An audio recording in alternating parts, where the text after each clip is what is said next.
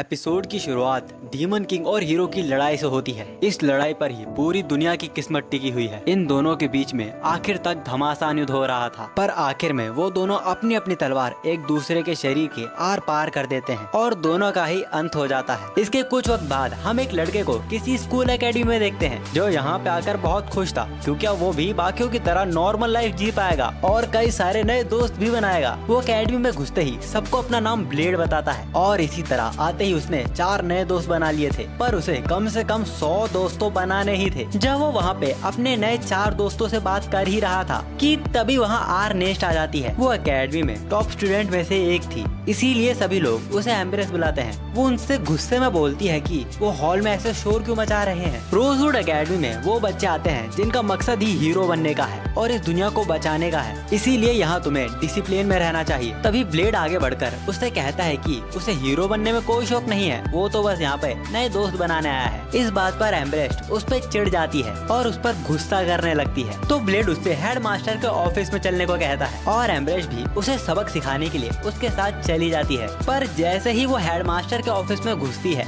तो head master की seat पर किंग को देखकर वो हैरान हो गई थी। उसने आते ही अपने सर को झुका लिया था, पर लेकिन ब्लेड को इससे कोई भी फर्क नहीं पड़ रहा था। तो एम्ब्रेस्ट जबरदस्ती उसका सर झुकाने की कोशिश करती है और ब्लेड की ऐसी बेवकूफी के लिए वो किंग से उसके लिए माफी भी मांगती है। पर किंग हंसते हुए एम्ब्रेस्ट से बोलते हैं कि उन्होंने पिछले हेड मास्टर से उसके बारे में बहुत सुना था। ये सुनकर एम्ब्रेस्ट थोड़ा हैरान होती है कि पिछले हेड मास्टर से आपका क्या मतलब है। तो किंग हंसते हुए उसे बताता है कि अब वो ही इस अकेडमी का नया हेड मास्टर है। ये सुनकर एम्ब्रेस्ट बहुत ही हैरान हो गई थी, पर साथ में उसे इस चीज की खुशी भी थी कि वो किंग से फेस टू फेस बात कर पा रही है। पर एम्ब्रेस्ट जब किंग के सामने कुछ ज्यादा ही बोलने लगी थी तो किंग उसको चुप करके बाहर जाने को कहते हैं, क्योंकि उन्हें ब्लेड से कुछ पर्सनल बातें करनी है। ये सुनते ही एम्ब्रेस्ट को ब्लेड के ऊपर बड़ा गुस्सा आता है और वो वहाँ से बाहर निकलकर ब्लेड पर गुस्सा कर रही थी कि आखिर वो कैसे किंग से इतना फ्रेंडली हो सकता है। उसके बाद वहाँ पर ब्लेड किंग से पूछता है कि वो यहाँ पर क्या कर रहे हैं। किंग उसको बताता है कि वो यहाँ पर ब्लेड की पावर को वापस लाने की कोशिश कर रहे हैं, पर ऐसा करने से ब्लेड उनको मना कर रहा था क्योंकि वो ऑर्डिनरी लाइफ जीकर बहुत खुश है और वैसे भी डीमन किंग खत्म हो गया है तो इसकी कोई भी जरूरत नहीं। तो किंग उसे बताता है कि उसी लड़ाई के बीच में जब डीमन किंग ने तुम पर हमला किया था, उस हमले की वजह से तुम्हारी कई पावर्स खत्म हो गई थी, तो उसे भरोसा है कि वो उसकी पावर्स को वापस ला सकता है। दूसरी तरफ हम एम्ब्रेस्ट को देखते हैं जो किसी सोच में डूबी हुई थी। तभी वहाँ ब्लेड भी आ जाता है। उसे यहाँ पर देखकर एम्ब्रेस्ट उसके पास जाकर उससे बोलती है कि वो यहाँ पे क्या कर रहा है, ये एडवांस क्लासेस है, उसके जैसे लोअर क्लासेस के लोगों की यहाँ पे कोई भी जरूरत नहीं है। तो ब्लेड उसे अपना बैज दिखाता है। उसे देखकर एम्ब्रेस्ट समझ जाती है कि ये यहाँ पे चीटिंग से आया है। एम्ब्रेस्ट उससे फिर से बोलती है कि ये एकेडमी तुम जैसों के लिए नहीं है जिन्हें हीरो बनने में कोई इंटरेस्ट भी नहीं है। तो ब्लेड उससे कहता है कि उसे इंटरेस्ट है पर दोस्त बनाने में, और वो फिर से वहाँ पे खड़े सभी लोगों को अपना नाम ब्लेड बताने लगता है। ये देखकर एम्ब्रेस्ट को फिर से गुस्सा आ जाता है। तो ब्लेड उसका सर सहलाकर उसे शांत होने को कहता है, पर इसकी वजह से एम्ब्रेस्ट का मुंह पूरी तरीके से लाल हो गया था। उसने ब्लेड पर अपनी तलवार से घातक हमला कर दिया था जिससे दीवार पर दरार भी आ गई थी, पर लेकिन ब्लेड ने उस हमले को बड़े आराम से डोज कर लिया था, जिसे देखकर एम्ब्रेस्ट भी हैरान हो गई थी। तभी वहाँ पर एक लड़की आकर एम्ब्रेस्ट से बोलती है कि इंस्ट्रक्टर ने उन्हें असेंबल होने को कहा है। ब्लेड उस लड़की को भी अपना नाम बताता है, पर वो उस पर ज्यादा ध्यान नहीं दे रही थी। तो ब्लेड फिर से उसे अपना नाम बताता है, फिर वो लड़की भी अपना नाम सोफी बताती है। उसके बाद एम्ब्रेस्ट इंस्ट्रक्टर को बुलाकर ब्लेड की एबिलिटीज के बारे में इंफॉर्मेशन निकालने को कहती है। उसके बाद वो ब्लेड को एक टास्क देती है जिसमें उसे इस लोहे के कवच को खत्म करना था, पर वो पहले ही उसे वार्निंग दे देती है कि ये एडवांस लेवल का टास्क है, अगर वो चाहे तो अभी भी वो यहाँ से भाग सकता है। पर लेकिन जब ब्लेड अपनी पावर का इस्तेमाल करता है तो वो कवच पूरी तरीके से तबाह हो गया था, यहाँ तक कि वहाँ की बिल्डिंग भी उस हमले से टूट गई थी और जितने भी एडवांस क्लास के वहाँ पे हीरोज थे उनकी भी हालत खराब हो गई थी। यहाँ तक कि उस हमले से एम्ब्रेस्ट के कपड़े के भी चीथड़े हो जाते हैं। वो जैसे तैसे ब्लेड से पूछती है कि आखिर वो कौन है। ब्लेड हड़बड़ाते हुए उनसे बोलता है कि वो भी एक आम इंसान है उन लोगों की तरह। उसके बाद हम अकेडमी के अंदर का सीन देखते हैं जहाँ पर एम्ब्रेस्ट खाना खा रही थी। तभी उसकी टेबल पर ब्लेड भी आ जाता है। तभी कैंटीन में ब्लेड के वो नए दोस्त भी आ जाते हैं। ब्लेड उनसे अपने पास बैठने को कहता है, पर वो एम्ब्रेस्ट को वहाँ देखकर मना कर देते हैं। एम्ब्रेस्ट उसे बताती है कि ये सीट उसके लिए बुक है। तो ब्लेड उससे पूछता है, क्या तुम यहाँ पे लोगों को बुली करती हो। एम्ब्रेस्ट उसको बताती है कि यहाँ पे सभी लोग उससे डरते हैं। तो ब्लेड उससे पूछता है कि सब लोग उससे क्यों डरते हैं, पर एम्ब्रेस्ट उसका कोई भी जवाब नहीं देती। फिर जब ब्लेड वहाँ पे रखी कड़ी को खाता है तो उसे उसका स्वाद बहुत अच्छा लगता है और वो भुक्कड़ों की तरह उसे खाने लगता है और वो खाते हुए बोलता है कि जिसने भी इसे इन्वेंट किया होगा वो सच में कोई जीनियस ही होगा। फिर ब्लेड एम्ब्रेस्ट को थैंक यू बोलता है उसकी इतनी मदद करने के लिए।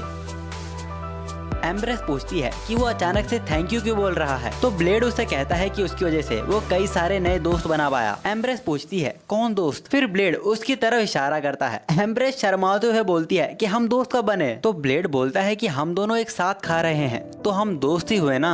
उसके बाद हम देखते हैं कि एम्ब्रेस अपने रूम में कपड़े बदल रही थी और वो वहाँ ब्लेड के बारे में ही सोच रही थी कि कैसे पहली बार उसका कोई नया दोस्त बना है, और वो खुशी के मारे बेड पर रेंगने लगती है कि तभी उसकी तलवार हिलने लगती है, जिसे देखकर एम्ब्रेस डर गई थी और उसे याद आता है कि जब वो 6 साल की थी और उसने इस तलवार को छुआ था, उस दिन से ही उसके बाल लाल हो गए थे। वो तलवार हमेशा उसे कहती है कि सब कुछ जला दो, सब खत्म कर दो। अब स्टोरी वापस से प्रेजेंट में आती है और एम्ब्रेस उस तलवार से बोल रही थी कि वो फ्लेमिंग फैमिली की हेड है और वो उसके सामने नहीं झुकने वाली। फिर वो तलवार भी शांत हो जाती है और अगले दिन हम देखते हैं कि एम्ब्रेस लियोनार्ड के साथ ट्रेनिंग कर रही है। वो उससे अपनी पूरी ताकत को लगाने को कहती है और जब लियोनार्ड अपनी फुल पावर का यूज करता है फिर भी एम्ब्रेस उसे बड़े आसानी से हरा देती है। और उसके बाद वो सोफी से लड़ती है पर वो भी उसके सामने हार मान लेती है। फिर एम्ब्रेस ब्लेड को उसके साथ लड़ने को कहती है पर ब्लेड उससे बोलता है कि उसे कोई परेशानी नहीं है, पर तुम्हारी हालत अभी लड़ने लायक नहीं है। पर एम्ब्रेस फिर भी नहीं मानती और जब वो ब्लेड के साथ लड़ने ही वाली थी कि तभी वो वहाँ पर बेहोश होकर गिर जाती है। उसके बाद हम क्लिनिक का सीन देखते हैं। वहाँ पर नर्स ब्लेड को बताती है कि वो किसी भी इंजरी या बीमारी को ठीक कर सकती है, लेकिन किसी को श्राप या जादू से बचाना उसके बस की बात नहीं। तभी एम्ब्रेस को भी होश आ जाता है और वो हड़बड़ाते हुए पूछने लगती है कि क्या उसने फिर से कुछ अजीब किया था। ब्लेड उसे शांत करता है और उसे बताता है कि वो बस बेहोश हुई थी। फिर एम्ब्रेस वहाँ से उठकर जाने लगती है तो डॉक्टर उसे वहीं रोककर बेड पर आराम करने को कहती है, लेकिन वो नहीं मानती और वो ब्लेड के साथ वहाँ से चली जाती है। उसके बाद वो अपने आप से ब्लेड को दूर करके उससे बोलती है कि वो अपने आप भी अब चल सकती है। ब्लेड उससे कहता है कि वो उस पर निर्भर हो सकती है, पर एम्ब्रेस उससे ये बोलकर चली जाती है कि ये बात वो किसी को भी ना बताए। उसके बाद हम रात का सीन देखते हैं जहाँ पर एक कैसल के अंदर ब्लेड किसी सीक्रेट रूम में इंफॉर्मेशन निकालने आया था। वहाँ पर वो एम्ब्रेस की तलवार के बारे में इंफॉर्मेशन निकाल रहा था। उसे वहाँ पर एसामोडियस डीमन के बारे में पता चलता है जो एम्ब्रेस की तलवार के अंदर है। फिर सीन चेंज होता है और हम ब्लेड और एम्ब्रेस को देखते हैं जहाँ पर एम्ब्रेस ब्लेड से पूछती है कि उसे उससे प्राइवेट में क्या बात करनी थी, क्या वो उसे धमकी देना चाहता है क्योंकि वो स्कूल की टॉप स्टूडेंट है, इसीलिए क्या तुम मेरी पोजीशन छीनना चाहते हो। ब्लेड उससे बोलता है कि उसे इन सब में कोई भी इंटरेस्ट नहीं है, मुझे तो सिर्फ तुम में इंटरेस्ट है। ये सुनकर एम्ब्रेस हड़बड़ा जाती है और वो कहती है कि मैंने सिर्फ तुम्हें अपना दोस्त माना है, पर फिर ब्लेड बोलता है कि उसे उसकी तलवार के बारे में सब कुछ मालूम है। ये सुनकर एम्ब्रेस हैरान हो जाती है। उसके बाद सीन चेंज होता है और ब्लेड उससे बोलता है कि इस तलवार के अंदर जो डीमन है उसने अपनी पूरी ओनरशिप तुम्हें नहीं दी है। तो वो पूछता है कि उसके साथ क्या हुआ था, तो एम्ब्रेस उसे बताती है कि जब वो 6 साल की थी तभी वो गलती से डीमन स्वॉर्ड से श्रापित हो गई थी। उसने गलती से उसे छू लिया था, जिसके बाद वो डीमन उसके अंदर ही समा गया। उसे आज भी उसकी आवाज आती है कि सब कुछ तबाह कर दो, सब जला दो, और इससे बचने का सिर्फ एक ही रास्ता है कि उसे मनाना होगा